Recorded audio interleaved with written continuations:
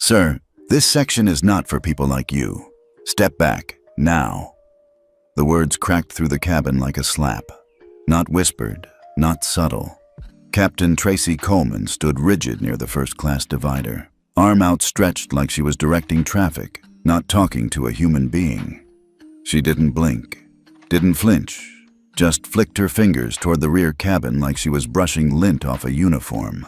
"Try the rear, sir, or wait until maintenance finishes boarding." A few passengers turned their heads. Some froze mid-swipe on their phones. One man, white, mid-50s, wearing a watch that screamed executive bonus, sighed and leaned into the aisle from seat 1C.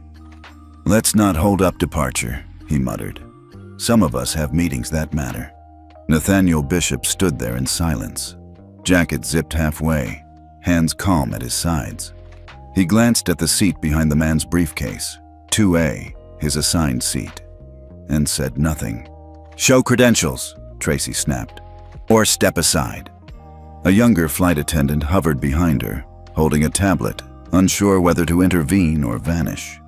"Tell us where you're watching from, because what you're seeing right now isn't just a seating dispute. It's what happens when someone who's underestimated lets you walk into your own downfall."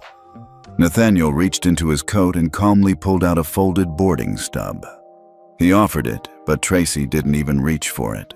"That's not a valid first-class credential.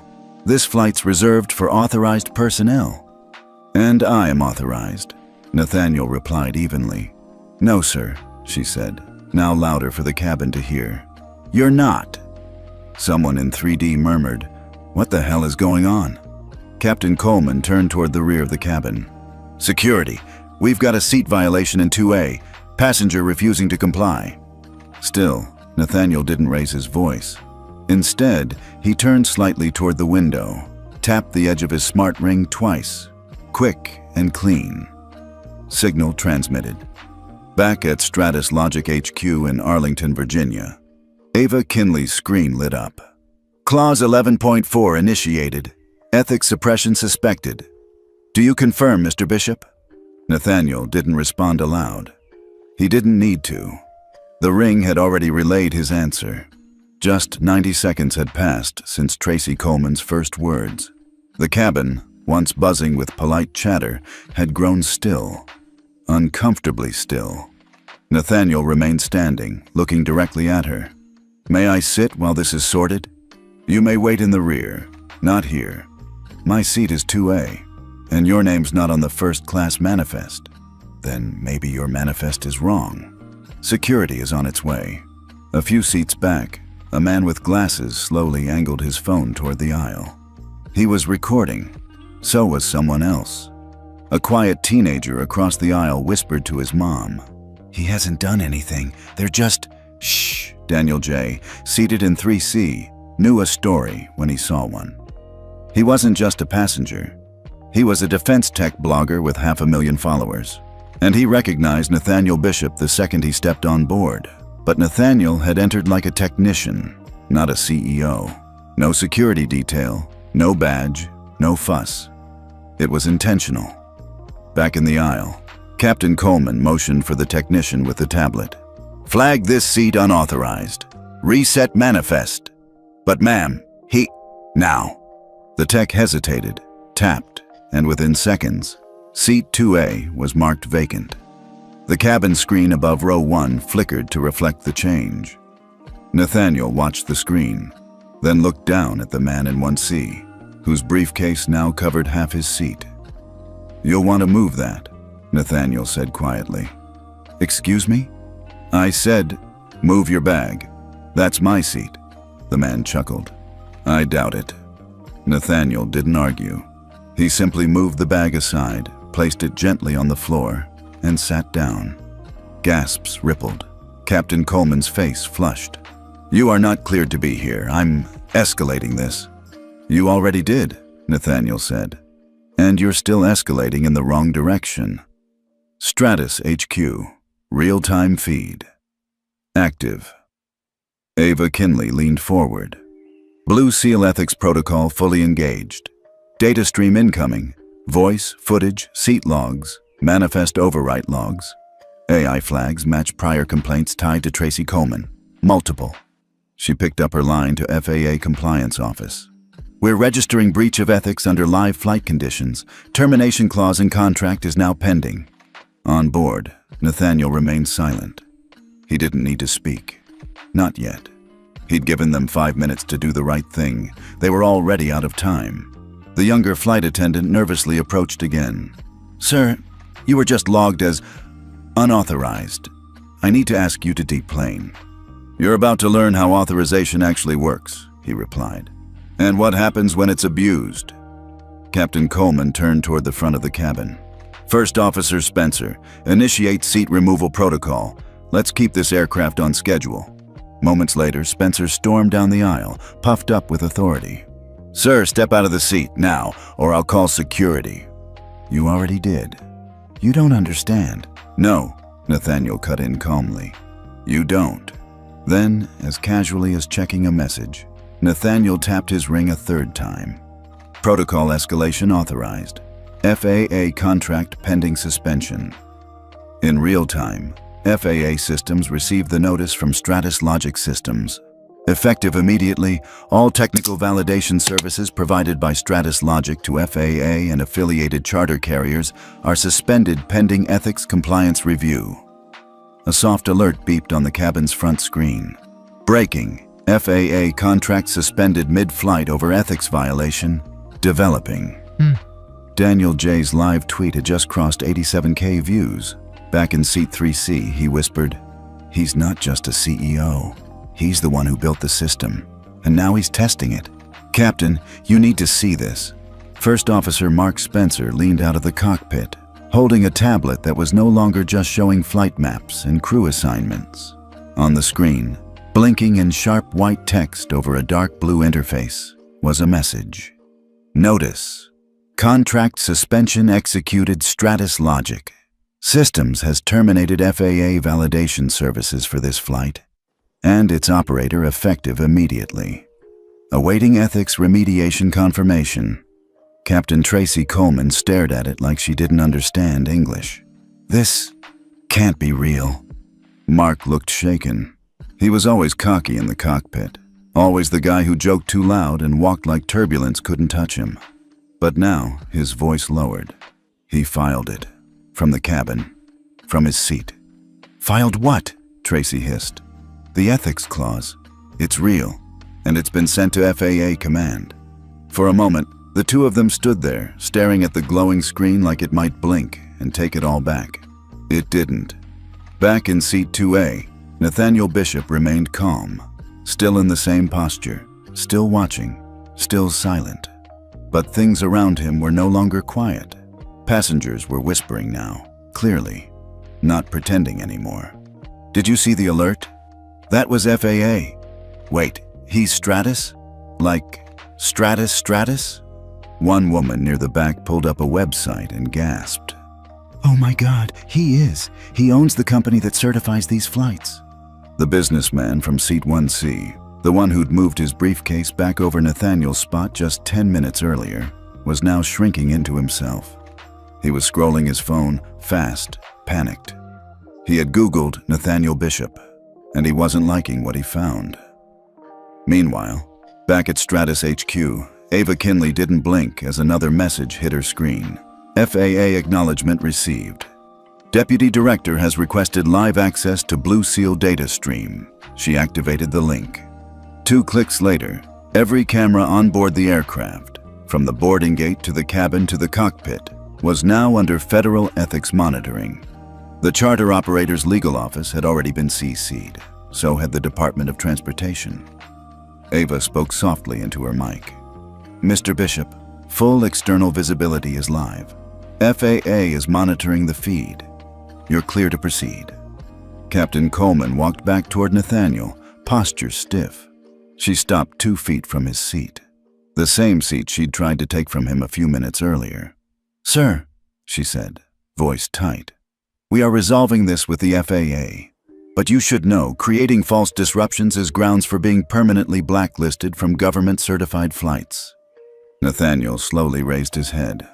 What you call a disruption, he said, is actually accountability. You've profiled a passenger based on appearance. You denied my identity without confirmation. And then you erased my name from a manifest your own crew didn't check. Sir, and now, he added, the entire oversight system is watching, including your superiors. Captain Coleman went pale, just slightly, enough that even the passengers noticed. A young man in 2D leaned forward. Excuse me, but are you the one behind Blue Seal? Nathaniel turned and nodded. Yes. And this is what it's for? This, Nathaniel said softly, is exactly what it's for. Daniel J., still recording from 3C, posted a new update. Breaking. Man profiled on federal charter flight turns out to be the CEO of the system that certifies it. FAA contract suspended in real time. Blue Seal protocol initiated. Hatch Airline Ethics, Nathaniel Bishop. Within 5 minutes, the post passed 300,000 views. Up in the front galley, Mark Spencer tried to recover some ground. We can still fix this, he muttered to Coleman. File a compliance note. Say the system glitched. But the tablet in his hand blinked again. Warning. Audit loop locked. Data immutable. FAA mirror is live. They're screen recording, Ava's voice echoed through the flight deck speaker. In real time. In Washington, D.C., an FAA spokesperson was now on the phone with press, declining to comment but confirming an active audit event is underway. Stratus Logic posted a simple statement. We do not certify silence, we certify truth. Blue Seal ethics has been triggered. We stand with integrity. Back in the air, Nathaniel remained in his seat as the ripple effect continued to unfold. Passengers began speaking freely now. A woman in 1F turned to Captain Coleman. You owe him an apology. This is outrageous, another man muttered. I almost said nothing, a younger woman whispered, and I feel sick about it. Even the businessman from 1C, the smug one, finally stood up. He walked over and held out his hand awkwardly. Mr. Bishop, I didn't know. I apologize. Nathaniel didn't take the hand. You didn't have to know who I was to treat me with basic respect. That's the whole point. At that exact moment, Ava Kinley received a ping from the FAA Deputy Director. Request. Immediate clarification on Blue Seal charter terms. Scope. Nationwide. Enforcement. Pending. She blinked, then smiled. This wasn't just one flight anymore. Back on board, Daniel J. posted his most explosive update yet. Update. FAA reviewing Blue Seal ethics charter for federal rollout. 5 major airlines on standby. Industry-wide change incoming. #Blue Seal. #passenger dignity. This changes everything. Captain Coleman turned to Mark. We're not flying this plane, are we? Mark sat down heavily in the cockpit chair. No, we're grounded. Because of one passenger? Mark looked toward the cabin, where every single passenger was now filming, tweeting, speaking, or sitting in stunned silence. No, he said. Because of what we did to that one passenger. Nathaniel finally stood. His voice was calm, but it carried now. Let me be clear, he said to the cabin. This isn't about revenge. This is repair. You all witnessed it. Not just what they said, but what they assumed and what they tried to erase. He turned to Captain Coleman. You didn't just see a man you didn't recognize. You saw someone who didn't fit your mold, and you moved to remove him. But I'm not the one who's leaving today. Behind him, a soft tone played from the overhead screen. FAA had just posted its public directive. All federally certified airlines must review and sign the Blue Seal Ethics Charter within 72 hours or risk suspension. The first call came in just 7 minutes after the FAA directive went public. What the hell is going on with Blue Seal? It was from the Chief Operating Officer of Tri-Coast Airlines, one of the 5 major carriers now under review. His voice was sharp, tense, layered with the kind of panic that doesn't come from customer service complaints, but from the sudden possibility of federal grounding. At Stratus HQ, Ava Kinley barely looked up from her screen. Blue Seal Charter is now mandatory. You have 72 hours to acknowledge and sign, she said flatly. Non-compliance will result in temporary revocation of technical validation. Temporary? For the first 48 hours, Ava clarified. Then permanent. There was a long silence on the other end. Then a curse. Then a dial tone. She logged the call, added it to the audit log, and moved on. It was only the beginning. Across the country, newsroom phones started ringing off the hook. CNBC, Reuters, ABC, Aviation Weekly. The headlines were fast and furious. CEO profiled mid-flight sparks, federal ethics, firestorm, Blue Seal goes nationwide. After onboard discrimination incident, Nathaniel Bishop's silence speaks louder than Systems One reporter from the Washington Post tweeted. The man they tried to remove from his seat now owns the seat at the table. By the time CNN Breaking News aired a segment titled, "When Quiet Power Breaks the System," the video of the flight had already passed 1.8 million views. Back on the grounded jet, the energy had shifted. The man who had once been silently erased from the manifest now owned the cabin without raising his voice. Passengers were standing, not to protest but to support. One woman, white, mid-60s, stood in the aisle and said to the crew, "I've flown for 40 years. I've never seen anything this ugly or this honest." Another, a young black engineer named Tyrell Hammond, approached Nathaniel. "Sir, I work in aerospace. I used to think no one was watching, but you just made the system watch itself." Nathaniel offered a quiet nod.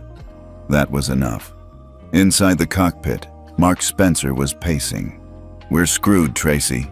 The FAA just linked to the flight log. They're mirroring our own crew inputs in real time." Tracy Coleman sat still, jaw clenched. "He planned this," she muttered.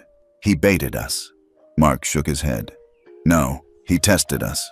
We failed." And then came the message that sealed it. Blue Seal protocol violation confirmed. Crew suspension advised. Mark slumped into the pilot's seat. "We're not flying this plane today.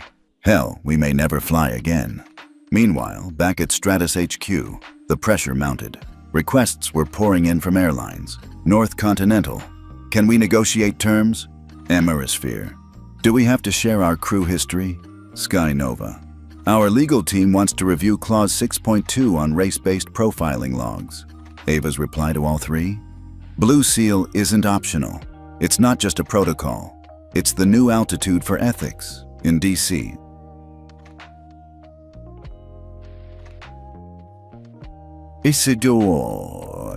Session of the House Subcommittee on Aviation Oversight was convened by 4:30 p.m. They requested Nathaniel Bishop for a closed-door briefing within 48 hours. He hadn't even left the tarmac, and yet the federal government was moving. Daniel J. posted his most viral tweet yet. "You don't need to shout to create change. You just need to build the system that forces others to face what they ignored." Nathaniel Bishop didn't argue. He just uploaded. It hit 2 million views in under an hour. That evening, a veteran flight attendant named Jeanette Reynolds went live on TikTok. She'd been flying for 22 years. White, Midwest accent, straight talker. We've all seen it. We've all heard it. The microaggressions, the assumption games. They don't look first class.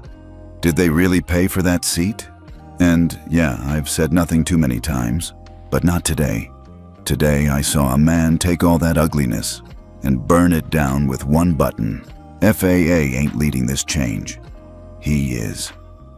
Back in the cabin, as the cleanup team prepped to escort Tracy, Mark, and the senior crew off the aircraft for suspension, no one clapped. That was the most damning silence of all. Even the crew who had once stood behind Tracy had now taken seats, in the back. Emma, the junior attendant, quietly walked up to Nathaniel. "Sir," she said, voice cracking, I knew what was happening wasn't right, but I froze. I'm sorry." Nathaniel looked at her, then said simply, "Then, next time, unfreeze." She nodded, tears in her eyes. As Nathaniel finally stood to deplane, Blue Seal began flashing updates on cabin monitors. Compliance confirmed. Tri-Coast Airlines, Amorosphere, North Continental, remaining, Sky Nova, Aerolink.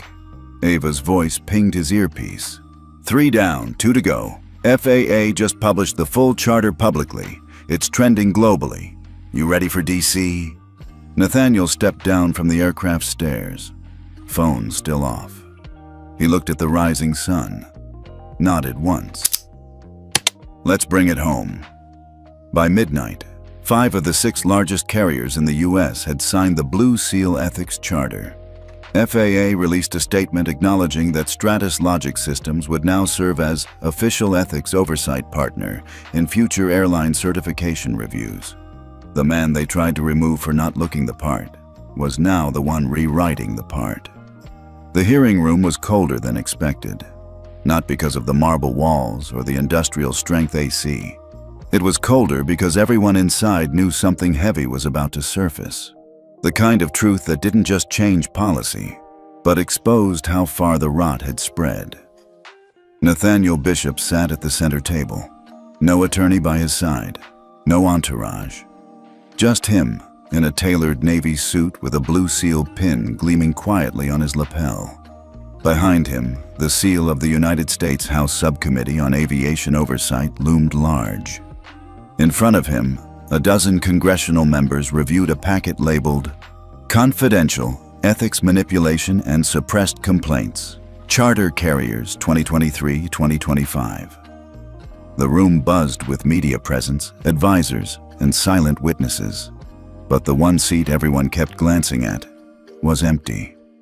Captain Tracy Coleman had not shown up.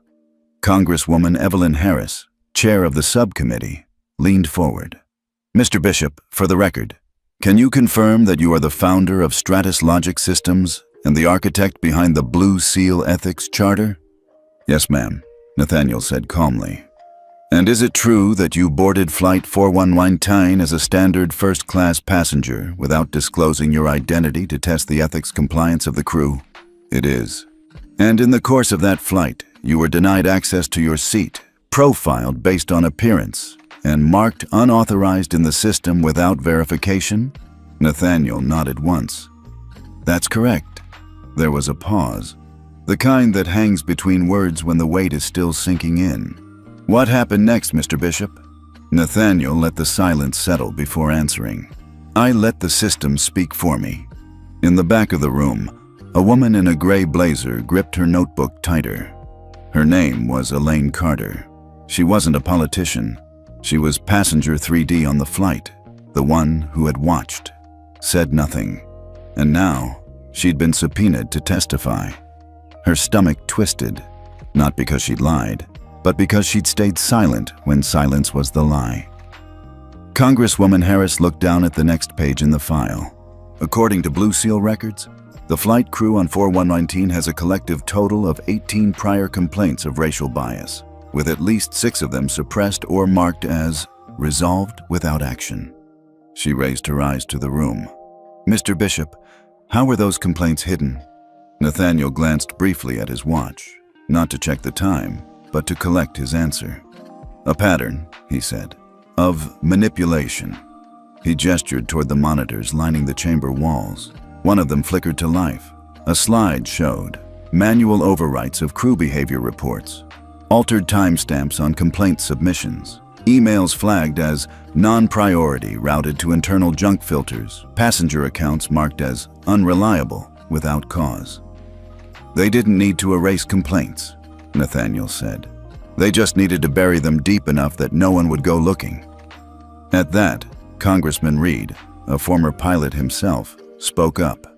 You're telling us a system trusted to fly federal officials, engineers, and civilians was quietly deleting ethical violations to protect a few bad crew. I'm saying the system wasn't broken, Nathaniel replied. It was working exactly how it was designed to protect the comfortable and discredit the uncomfortable. A soft murmur moved through the room. At the edge of the chamber, Emma Walsh, the junior flight attendant from Flight 4119, sat stiffly in the witness waiting area. She'd received her subpoena 2 days prior, and she had a choice to make. Protect the crew or tell the truth. She didn't look up when her name was called, but she stood, and walked. Under oath, Emma's voice shook. "I didn't log the override," she said.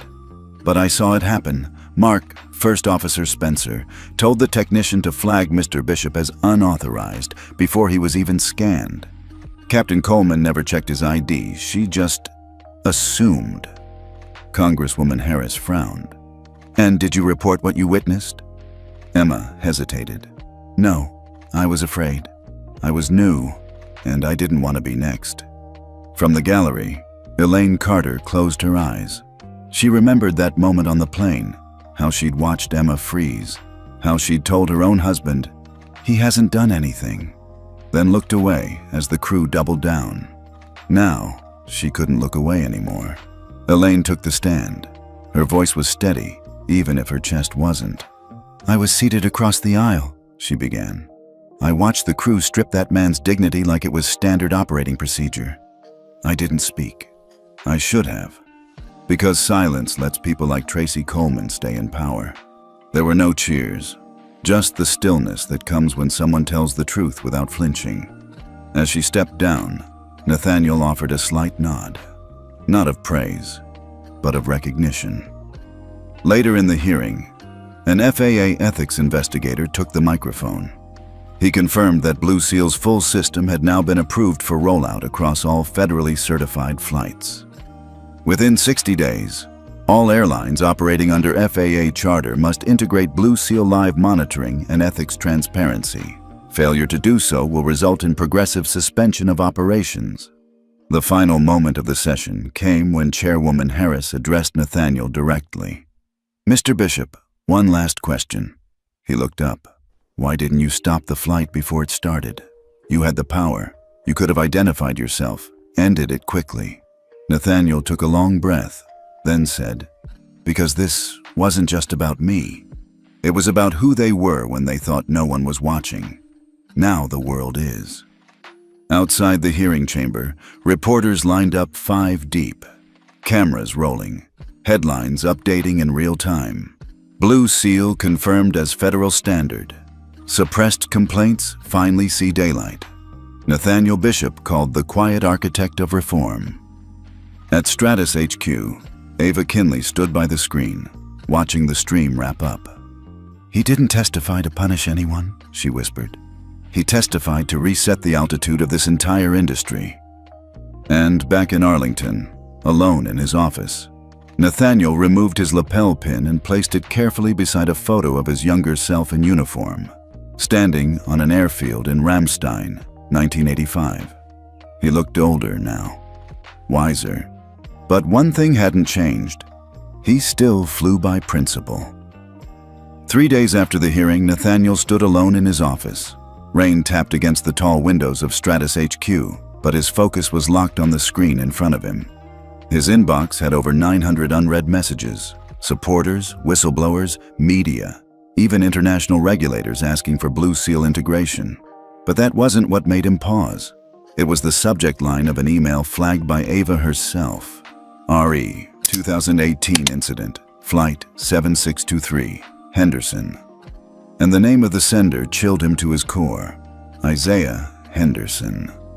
6 years ago, Flight 7623 never made the headlines. It was a routine route from Denver to Boston. No crash, no fatality, but something far more sinister. A black military veteran, Colonel Isaiah Henderson, was dragged out of his seat mid-air after being falsely accused of aggressive behavior. He wasn't loud. He wasn't unruly. He was reading a briefing document and didn't hear the attendant call for trash pickup. When he didn't respond, they flagged him as non-compliant. Within minutes, they had handcuffed him to the back galley near the lavatory for the rest of the flight. No charges were filed, no footage was released, and no apology was ever given. Until now. Nathaniel clicked open the file. What he saw wasn't just a letter. It was a full classified report. Internal airline footage, crew statements, passenger testimonies, all suppressed under executive override. "They buried me," Isaiah had written, "but not deep enough." Nathaniel called Ava in. She entered quickly, still holding a steaming cup of jasmine tea. "We have something," he said quietly. She scanned the documents.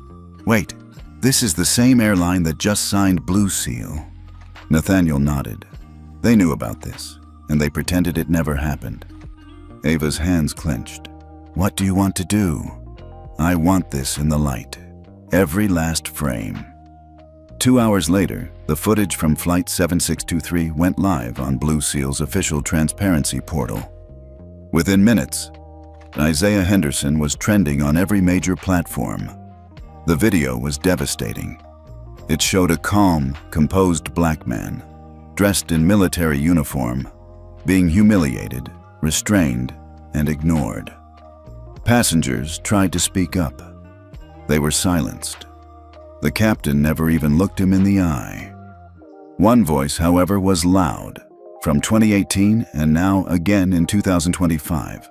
It was Samantha Cho, a Korean-American flight attendant who had resigned after that flight in protest. She posted her first public video since.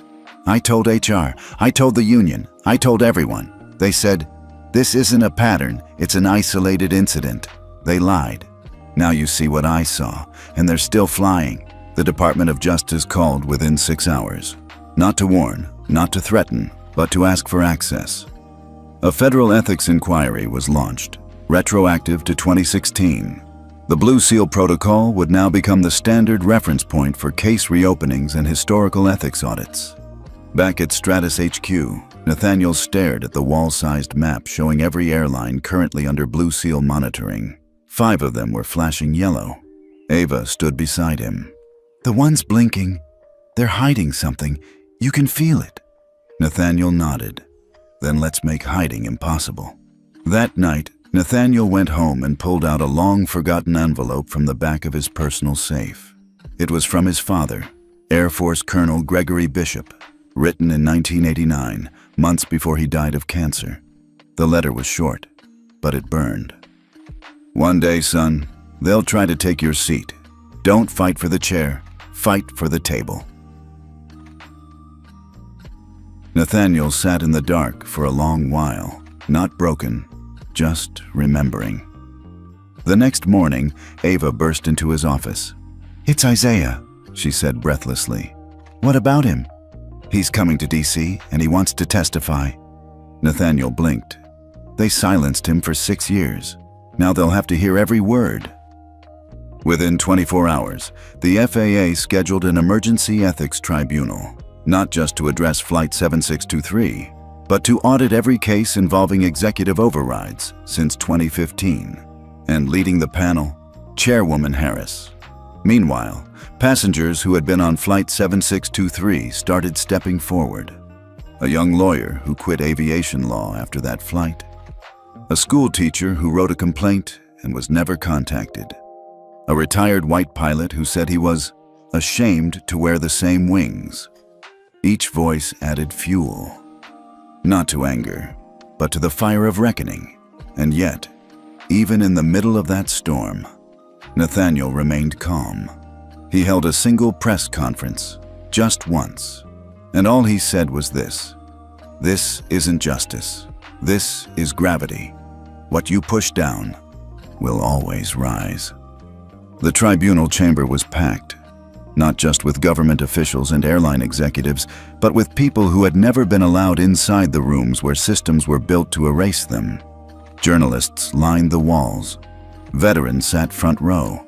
And at the center table, Nathaniel Bishop waited quietly, again without lawyers, again without apology. But this time, he wasn't alone. On his right sat Colonel Isaiah Henderson, upright in full dress uniform. And to his left, Samantha Cho, the whistleblower flight attendant who had once walked away in silence, now here to speak on record. Chairwoman Evelyn Harris opened the hearing. This tribunal is convened under emergency authorization to determine the scope of ethical violations and data suppression by commercial airline carriers operating under FAA charter authority. Let the truth rise, and let no one block its path. Just outside the chamber, 2 men sat nervously in a black sedan parked across the street. They weren't press. They weren't officials. They were data contractors hired by Skynova's legal team, with one mission: Purge all records flagged under Blue Seal. Wipe the server by midnight. One of them typed quickly into a secure tablet. The other watched the hearing stream nervously, until one name flashed on the screen that made both freeze. Login detected. Ava Kinley. Live trace enabled. Inside Stratus HQ's security room, Ava leaned forward over a glowing interface. "You really thought I wouldn't build a mirror channel?" she whispered. "Every override you try to trigger, I already built a countermeasure." She hit enter, and halfway across DC, the contractor's screens went dark. Not frozen, seized by federal warrant. Seconds later, both men were arrested on live footage shown via split screen in the tribunal room. Chairwoman Harris paused mid-sentence, her aide whispering the news in her ear. She looked toward Nathaniel. "Did you know this would happen?" He didn't smile. He just said, "I gave them a chance to fly straight. They chose the nosedive." The room shifted. Suddenly, the hearing wasn't just about past violations. It was about present obstruction. And Nathaniel had just exposed a new layer of corruption. Executives willing to commit felony acts to hide racial profiling data from public view. Then came the unlikeliest twist of all. The room quieted as a tall man entered from the side door. He wasn't on the list of expected speakers, but everyone knew who he was. David Remington, Chief Compliance Officer of Skynova. He took the witness seat, face pale but focused. "I'm here to confess," he began. "In 2022, I personally authorized the reclassification of over 47 Blue Seal incident reports as user error to maintain investor confidence before our IPO filing. Those reports included racial profiling, sexual misconduct, and at least one case of a disabled passenger being denied oxygen support on descent." A gasp swept through the room. "We didn't just look the other way," Remington continued. "We looked directly at the victims and hit delete." Chairwoman Harris leaned in. "Why are you confessing now?" Remington looked at Nathaniel. "Because the man I tried to bury just brought daylight to the whole graveyard, and I have a daughter now, and I don't want her to grow up thinking silence is safe." Nathaniel didn't nod, didn't soften. But Ava noticed the way his hand curled tighter around the Blue Seal pen in front of him. There was justice in that silence. When the hearing adjourned, the fallout was immediate. The Department of Justice launched a full-scale obstruction investigation. Skynova's stock dropped 18% in 6 hours. Blue Seal was upgraded from experimental charter to mandatory ethical standard for all federal aviation contracts starting next quarter. But behind the scenes, something more unexpected happened. That night, Nathaniel received a private invitation, not from a CEO, not from the FAA, but from Senator Claudia Reyes, rumored to be a front-runner for the next vice president nominee. They met in a secured conference room, no press allowed. Reyes leaned forward. "What you've done here is unprecedented," she said. "You've held an entire industry accountable. I need someone like that on the National Aviation Reform Council. I want you to lead it." Nathaniel didn't speak. Reyes added, "You won't just influence airline policy, you'll help shape how America defines fairness in the skies." Ava waited for him outside after the meeting. "So, are you going to accept?" Nathaniel looked out at the city skyline, the same skyline where he'd once been told, they don't need another black man in aviation leadership. Now they needed him to write the rules. "I'll give them an answer tomorrow," he said, but Ava could already read it in his eyes. That night, back at home, Nathaniel received a text. It was from Isaiah Henderson, just 5 words. They finally heard the truth. Nathaniel stared at the screen a moment, then replied, "And they'll never unhear it." They never clapped. No headlines, no red carpets, no ticker tape parades. When a black man forces 5 major airlines to publicly admit they ignored racial profiling, you don't get applause. You get a target on your back. It started quietly. 2 speaking engagements Nathaniel had confirmed suddenly got rescheduled. Then 3 industry roundtables dropped his name from the panel list. An email thread leaked showing aviation lobbyists calling him a reputational risk to commercial partnerships. But the real punch came on a Tuesday morning. Ava was the first to see it. "Nate," she said, standing frozen outside his glass-walled office. "You need to read this." She handed him a printed email thread marked, "FRIE, Ethics, Compliance, Interference, Internal Contingency Strategy. From Keller Group Aviation PAC. To Select Congressional Staff. Confidential." The memo outlined a quiet plan to defund the Blue Seal Charter through strategic legal delays and behind-the-scenes lobbying. One sentence stood out. "If Bishop continues to obstruct standard industry practice, we'll force his name to be synonymous with delays, not solutions." Nathaniel didn't flinch. He'd seen this move before. "When they can't discredit the system," he muttered, "they try to smear the man who built it."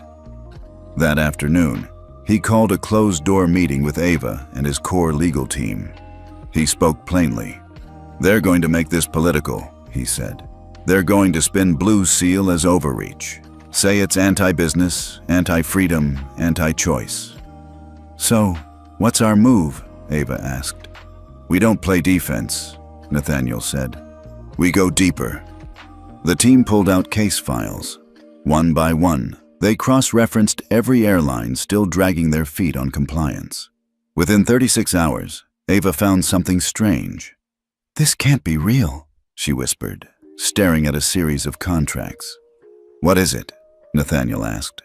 3 of the top 5 non-compliant carriers are being insured under an umbrella coverage deal that predates the Blue Seal protocol. She zoomed in on the fine print. "And guess who owns the reinsurer?" She tapped the screen. "Keller Holdings." Nathaniel exhaled slowly. "So they're not just lobbying against us. They're betting against accountability while ensuring the very airlines that fail ethics audits." "They don't want Blue Seal shut down," Ava said grimly. "They want it crippled so it looks weak, so they can say it failed." Nathaniel stood. "Then it's time we show them what failure really looks like." That night, under a different name, Ava uploaded an internal report to an anonymous tip line connected to the Senate's Ethics Oversight portal. The report laid bare the direct financial entanglements between aviation lobbying firms and the insurance networks covering high-violation airlines. She didn't sign it. She didn't need to. It was too precise not to be real. But the next day, Ava received an encrypted message through her secure line. "We know what you did. Stay in your lane, or you'll never work again." She showed it to Nathaniel. He read it once, then twice. And without speaking, he turned off his phone, opened a drawer, and pulled out an old device. One he hadn't used in over a decade. A military-grade communicator, back from his classified systems engineering days. "We're switching to blackout mode," he said. "No email, no shared drives, no assumptions." "Who do you think leaked our activity?" Ava asked quietly. Nathaniel looked her straight in the eye. "I don't think. I know." The next morning, they summoned the full leadership of Stratus for a private emergency. Nathaniel's eyes landed on Kyle Mercer, his recently promoted Internal Affairs Director. Smart, charismatic, Ivy League. And, Ava had just discovered, deeply connected to Keller Group through a silent board appointment in a tech firm under Keller's umbrella. "Kyle," Nathaniel said coolly, "how long have you been funneling internal strategy to Keller?" Kyle blinked. "Excuse me?"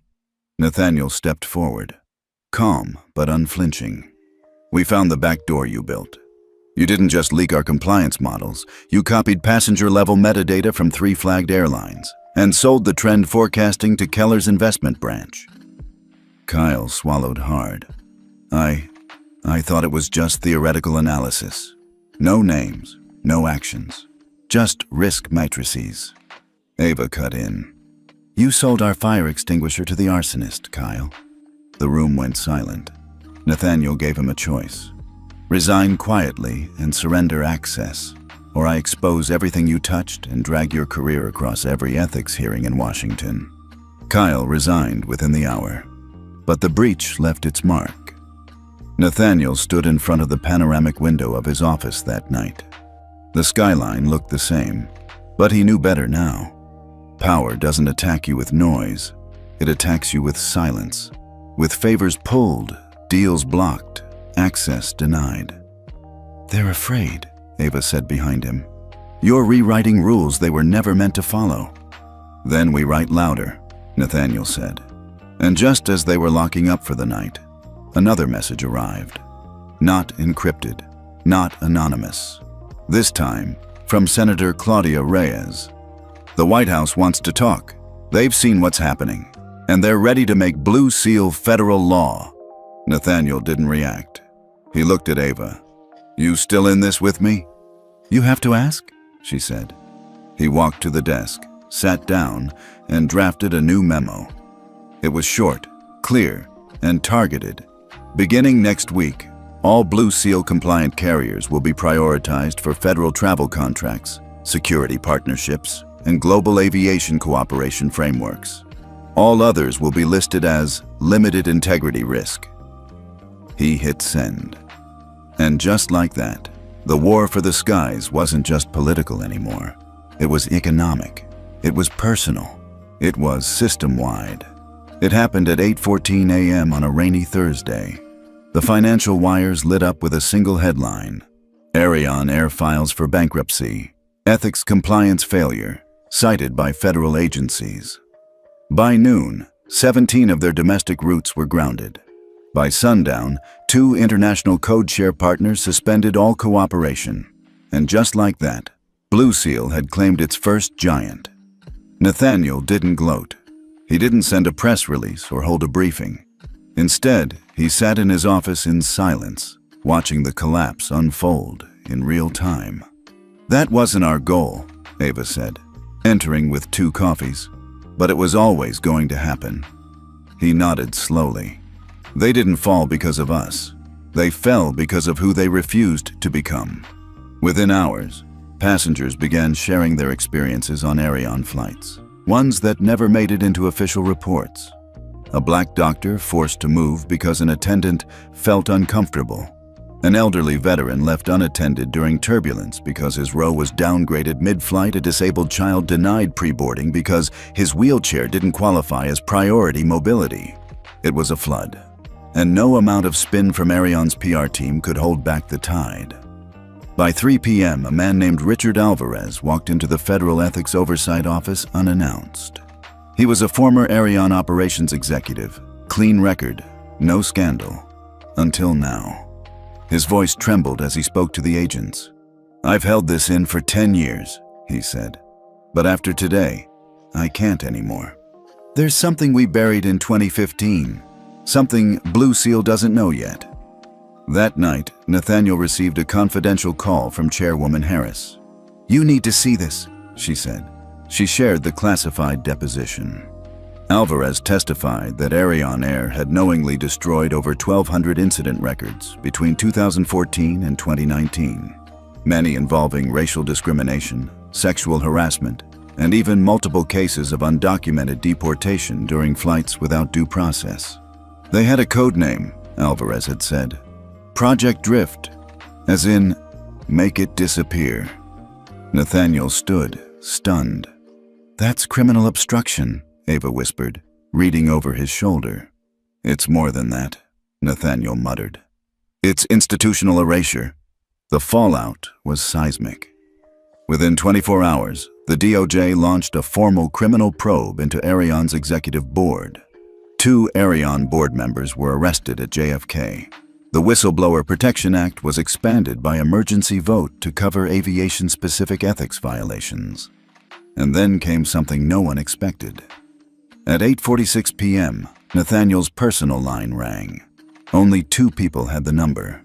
Neither one was calling. The voice on the line was older, measured, calm. Mr. Bishop, it said. My name is Dr. Anita Voss. I head the ethics division for the World Public Health Alliance. Nathaniel paused. What can I do for you, Dr. Voss? I've been watching the Blue Seal protocol, and frankly, it's the most scalable ethics framework we've seen in 20 years. I'm calling because we want to explore expanding your model, not just in aviation, but into public healthcare systems. Nathaniel blinked.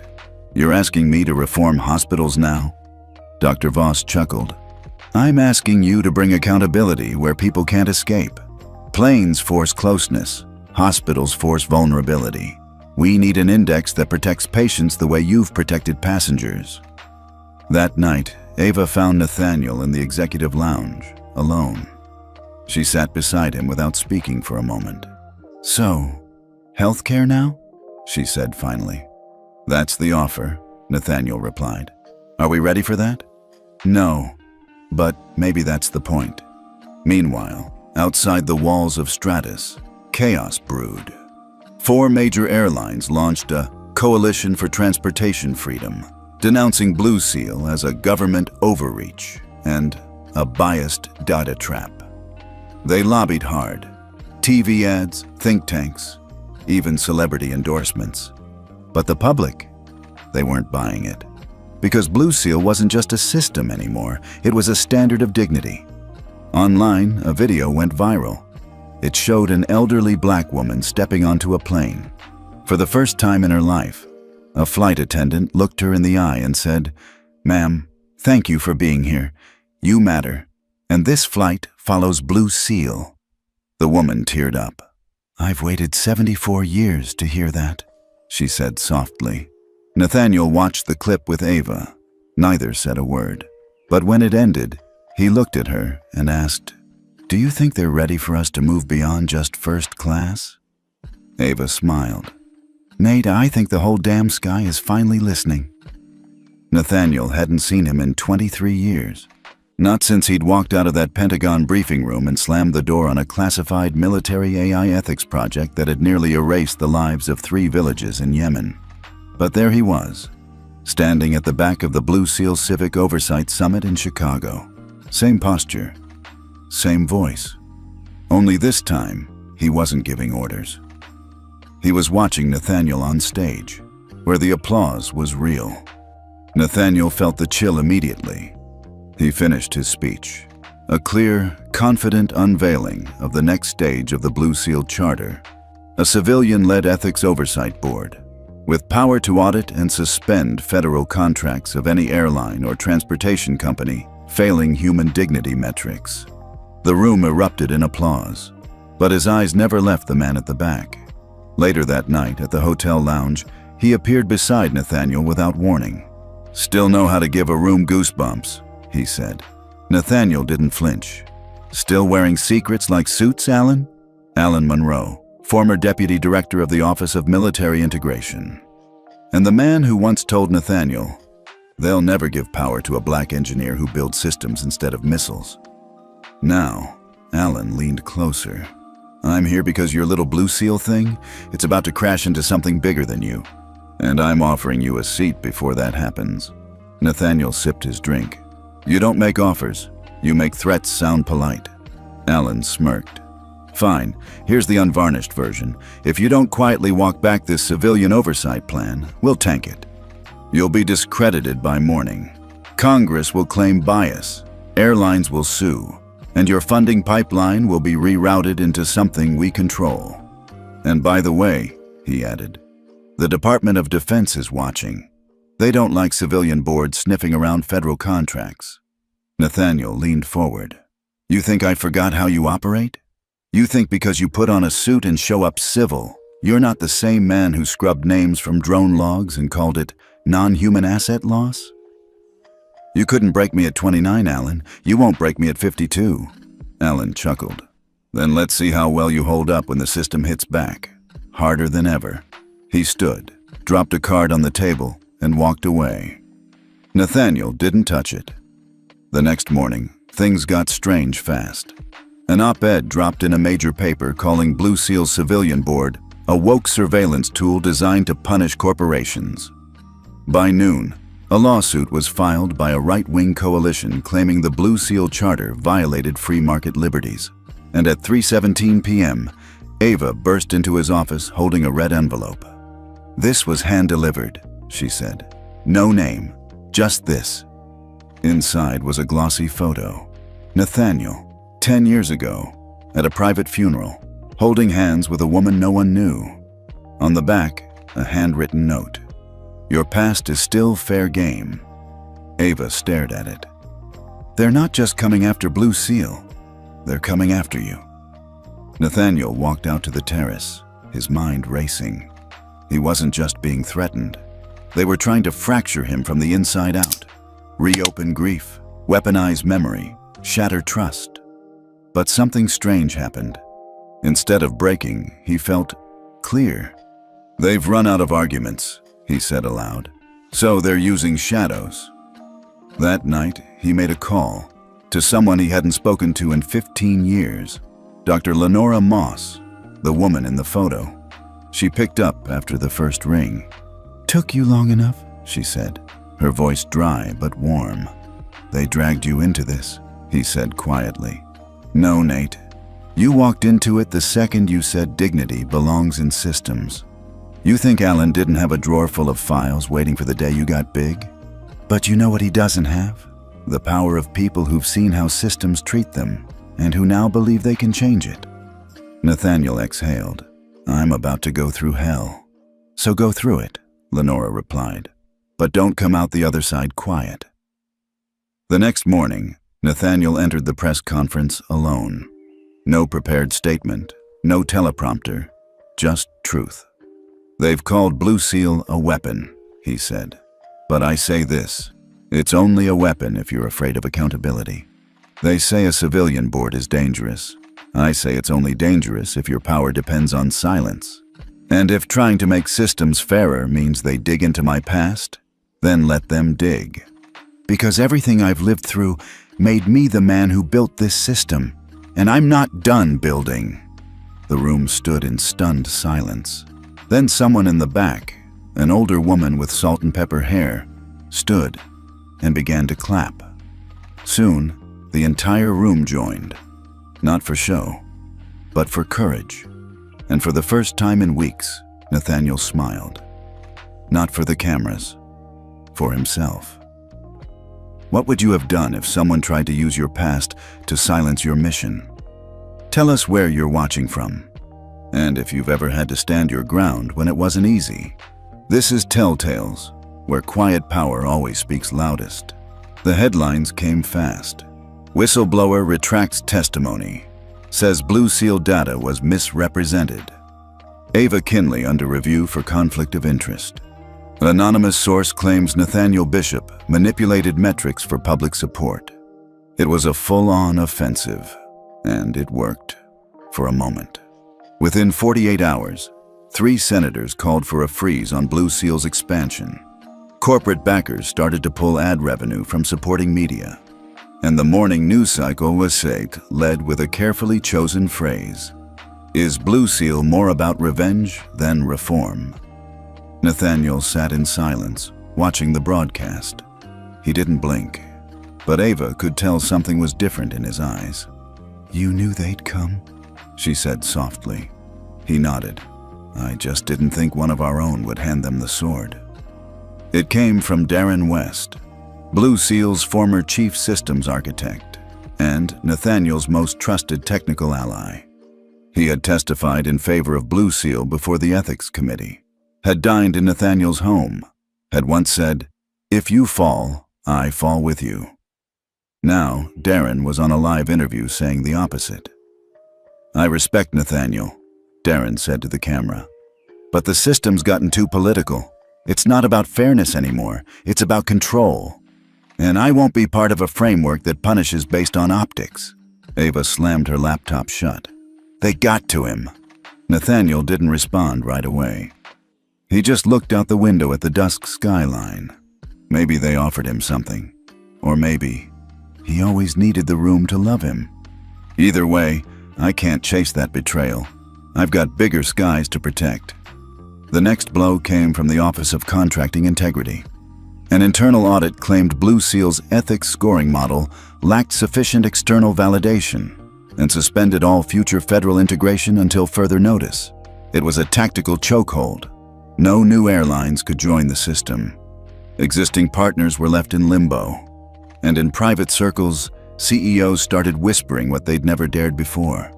What if we just waited for Blue Seal to collapse? But that night, something shifted. An encrypted message came through Ava's secure comms server. Subject line: ICAO request. Urgent response needed. She read it 3 times before knocking on Nathaniel's door. "You're going to want to see this." Inside the message was an official invitation. The International Civil Aviation Organization, ICAO, a United Nations specialized agency, wanted Nathaniel to present Blue Seal at the Global Aviation Governance Forum in Geneva. "Your framework represents the most credible ethics standard proposed since 1982, the message read. "We believe Blue Seal could be the foundation for a new international certification model. We ask that you present as a candidate for global adoption." Nathaniel read the message twice, then again. Ava watched him carefully. "This is it, isn't it?" she asked. "The moment." He nodded slowly. "If we go to Geneva, we don't just reform airlines. We shift how the world measures dignity at 35,000 feet.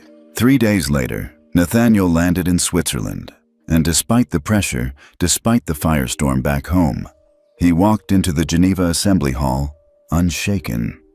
The room was a tapestry of nations, 193 delegates, some skeptical, some silent, but all watching.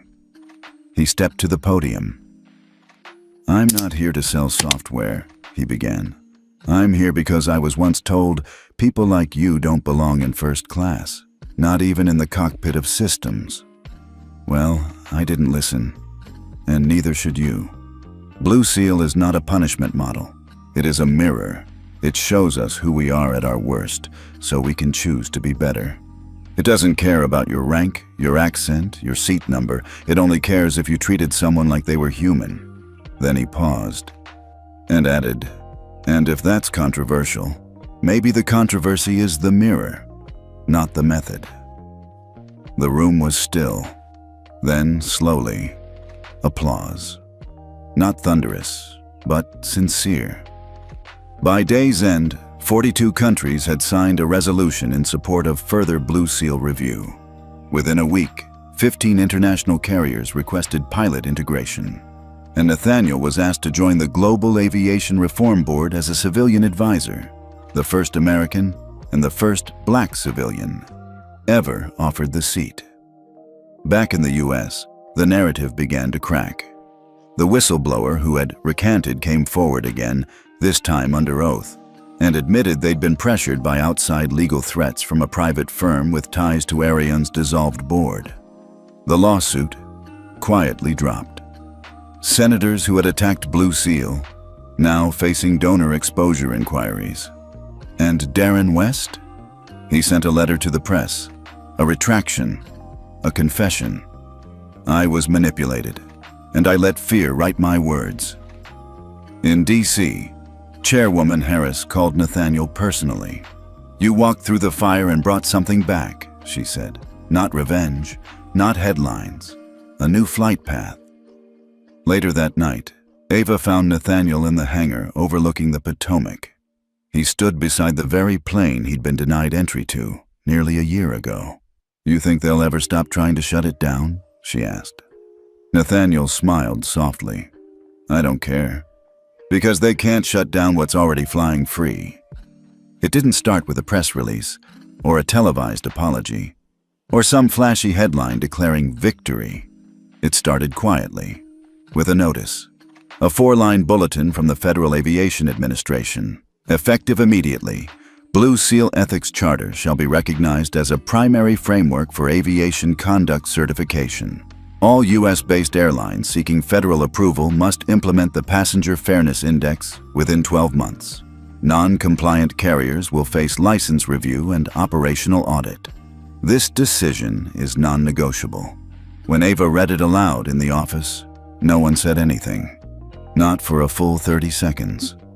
Then one of the analysts, Maya from the ethics scoring team, just let out a whisper. They blinked.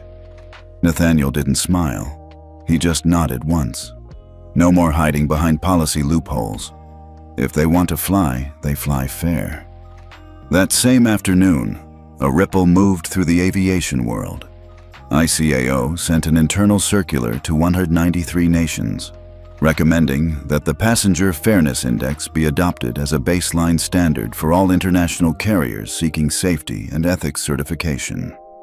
By week's end, 76 countries signed the Preliminary Compliance Pact. Then came Skynova's boardroom leak. An internal call recorded between CEO Patrick Langston and his legal counsel surfaced. "This Blue Seal compliance thing will bankrupt us if we don't clean house." And that video? From last year, the one where Langston told the flight crew to remove that black exec from first class. Yeah, it's circulating again. The next day, Langston resigned. Not for personal reasons, but for irreconcilable violations of ethical leadership. His face was on every screen, and for the first time, headlines didn't call it a scandal. They called it a reckoning. At the Blue Seal HQ in DC, the mood was different. It wasn't triumphant. It was steady, grounded. Ava brought in the updated world map. Every country that had signed, every airline in compliance, and one small plaque she printed, from Seat 3C to Global Standard. Nathaniel looked at it, but said nothing. Instead, he looked out the window. The world had shifted, but the question remained. Now what? A week later, he stood in front of the full Blue Seal board. The room was filled with leaders, developers, former victims turned policy advisors, and representatives from 11 different countries. He cleared his throat. "We built a system they couldn't ignore, and we did it without rage, without revenge, without spectacle. But it was never about me. It was about the next passenger who doesn't get dragged from a seat because they don't look like they belong. So, I have a proposal." I step back. Gasps. Even Ava's pen slipped out of her hand. "Wait, you're leaving?" she asked. Nathaniel smiled. "Not leaving, shifting. I'll move into a global advisory role. Blue Seal should be led by the people it protects, not just the man who designed the rules. It needs to outlive me, not revolve around me." There was silence, then applause. And not polite applause. Real, heavy, emotional applause. The kind that said, "We don't want to let go, but we respect that you know when it's time." That evening, Nathaniel sat alone on the same plane where it all began. Seat 3C. It had been restored to its original place, after the airline joined Blue Seal and overhauled its entire crew culture. The flight was empty. It wasn't taking off. It was a private walkthrough. The new CEO of the airline had offered it, as a symbolic moment of closure. Nathaniel sat down, ran his hand along the armrest. The flight attendant walked up, young, nervous. "Sir, I just wanted to say, I joined this job because of what I saw happen to you. You showed me that silence isn't professionalism, and I promise I will never stay silent again." Nathaniel didn't answer right away. Then he nodded. Then it was worth it. As he stepped off the plane, Ava was waiting outside. She handed him a simple folder. "Last one," she said. "They want you to review it before you step back." He opened it. Inside, the Global Passenger Fairness Accord. A binding agreement between Blue Seal, ICAO, and the FAA, creating a permanent international charter for ethics-based airline operations. His signature would finalize it. Ava looked at him. "They want to name the protocol after you. Bishop Standard." Nathaniel looked at the folder, then back at her. "No." She blinked, confused. "Why not?" He handed the folder back. "Name it after the seat." Because this was never about who I am. It was about where someone like me was told they couldn't sit. That night, Nathaniel walked out into the city. No press, no cameras, just the quiet hum of a world that now flew a little fairer. Behind him, planes lit up the sky. And for the first time in a long time, he looked up at them not with the weight of what they meant, but with peace. 6 months later, the world had adjusted. Blue Seal wasn't a headline anymore. It was just there, like seat belts, or safety videos, or oxygen masks. A part of flying, a part of how we move. Airline training manuals now included ethics scoring simulations. Flight schools offered courses in passenger psychology, and at gate agents' kiosks, quiet reminders blinked. Every seat holds a story. Treat it accordingly. Nathaniel kept his promise. He stepped back. No board meetings, no interviews, no public statements. Instead, he returned to something simple: building, not systems, not software, furniture. He opened a small workshop in Virginia, a place where he once sanded wood with his grandfather as a boy. No media coverage, no donors, no buzz. Just his name on a wooden sign, by hand. Ava visited on a Friday afternoon. She carried a letter, a real one, not digital. "From Sky Nova's new CEO," she said, handing it over. "Wants to name their new business class program after the index. The real one, not the flash."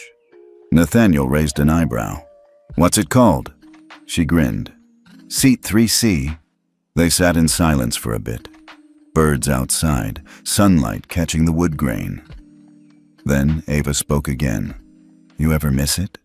He didn't answer immediately. "Sometimes," he said finally. "But only the purpose, not the spotlight." "You?" Ava laughed. "I miss scaring cowardly board members with your name." He chuckled. "You still can." She leaned back, thoughtful. "You know, it's strange. The stories become bigger than the moment.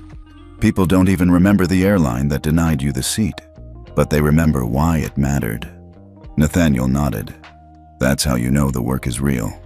2 weeks later, Nathaniel found himself back at Reagan National Airport. Not for a meeting, just watching. The terminal buzzed.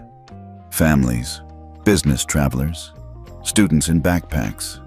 He didn't need to be recognized, and most people didn't. But every now and then, someone would glance at him, like they thought they knew, then walked on. He liked that. Then he saw her, a girl, maybe 16, maybe 17, hair in long braids, sweatshirt from Howard University, a quiet confidence in her posture, luggage stickered with books. She walked to gate B7, the same gate where his story once unraveled, boarded without incident, found her seat, 3C. He watched from the glass. No one questioned her. No one asked, "Are you sure you belong here?" No one said, "That seat's reserved for premium passengers." The flight attendant simply smiled. "Can I get you anything before takeoff, ma'am?" She nodded, opened a book, and settled in. Nathaniel closed his eyes. For a brief moment, he saw his younger self again. Not the executive, not the builder, not the architect. Just a man in a seat, hoping no one would make him prove his worth to sit there. He turned to walk away, but paused, then pulled out a pen from his coat. On the back of a napkin, he scribbled a short note. Walked to the gate agent, a young man with kind eyes, and handed it over. "Would you mind giving this to the young woman in 3C?" The agent blinked, looked at the note.